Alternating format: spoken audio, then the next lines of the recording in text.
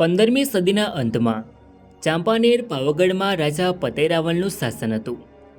જ્યારે એક બાજુ ગુજરાત સલ્તનતના સુલતાનો તેનો વિસ્તાર વધારી રહ્યા હતા. ઈસવીસન 1484માં મોહમ્મદ બેગડાએ ચાંપાનેર પર આક્રમણ કર્યું અને રાજા પતેરાવલને હરાવીને ચાંપાનેર કબજે કર્યું. નમસ્કાર મિત્રો, તો સ્વાગત છે નવા વિડીયોમાં. મિત્રો, મોહમ્મદ બેગડાએ ગુજરાત સલ્તનતની રાજધાની અમદાવાદથી ખસેડી અને ચાંપાનેરને નવી રાજધાની બનાવી.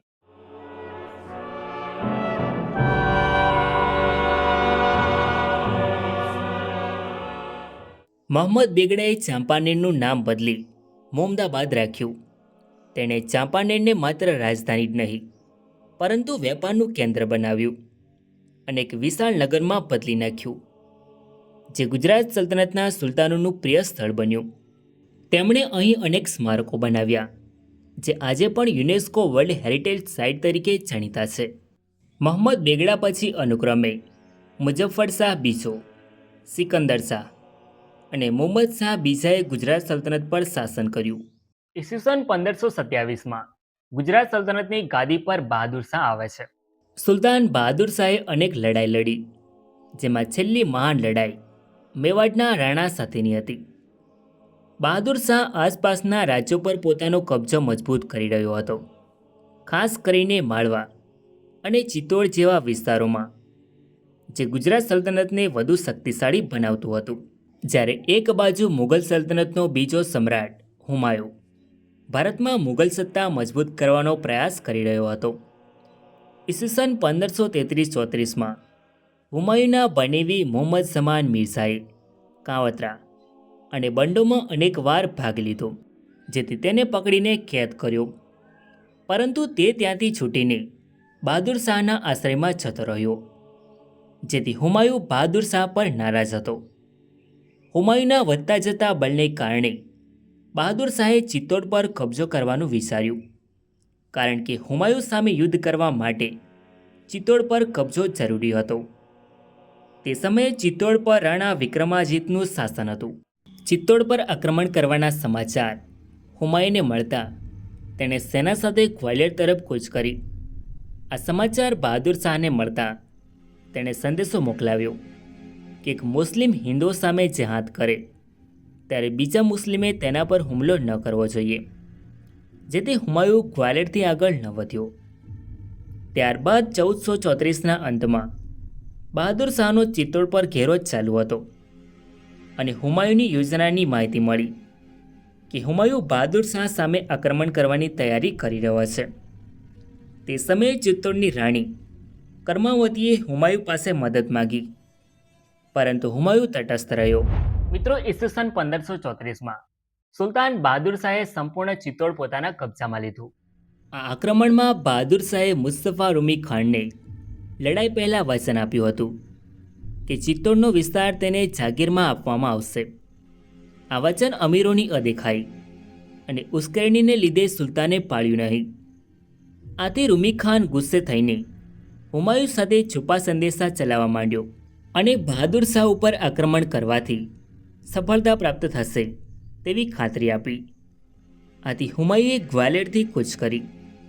આ સમાચાર મળતા સુલતાન બહાદુર શાહ ચિત્તોડમાં થોડું લશ્કર રાખીને હુમાયુંનો સામનો કરવા રવાના થયો અને એણે મંદોસર આગળ પડાવ નાખ્યો. જ્યારે ચિત્તોડમાં પૂરી વ્યવસ્થા ન થવાથી રાણા વિક્રમાજીતે ફરીથી ચિત્તોડને કબજામાં લીધું.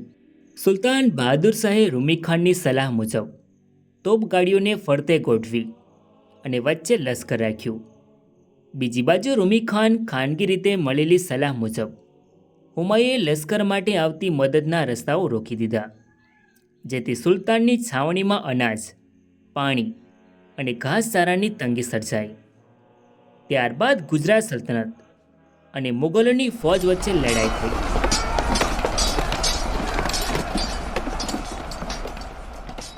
આ લડાઈમાં ગુજરાતની સેના હુમાયું સામે ટકી ના શકી.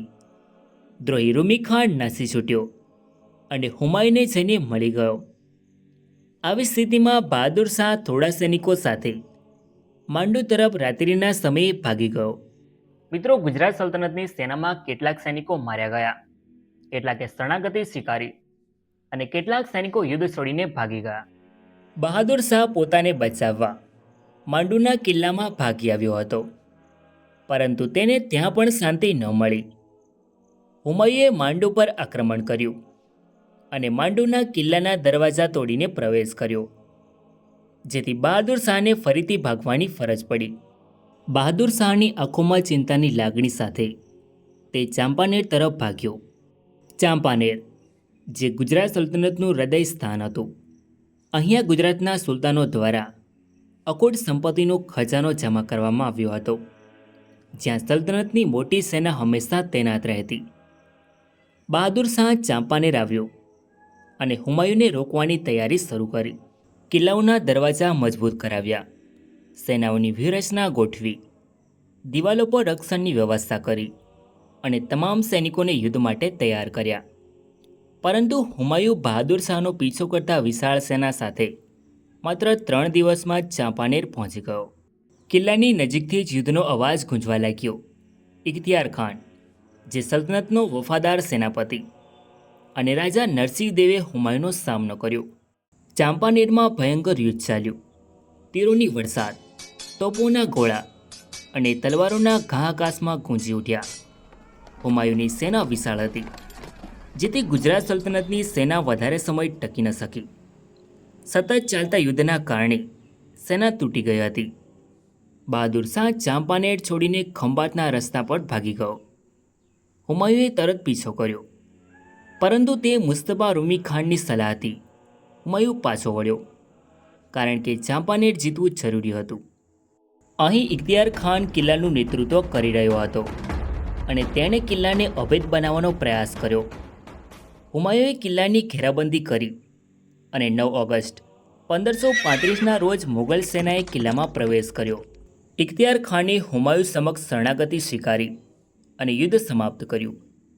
ચાંપાનેર પર હુમાયુને વિજય મળ્યો, એક એવો વિજય જે મુગલ સામ્રાજ્ય માટે ગુજરાતના પૂર્વીય દરવાજા ખોલી નાખ્યા. ચાંપાનેરના કિલ્લામાંથી ગુજરાત સલ્તનતના અનેક સુલતાનોના વર્ષોના ખજાના, અઢળક સોનું અને અન્ય વસ્તુઓ મળી અને આવી રીતે ચાંપાનેર મુગલોને આધીન થયું.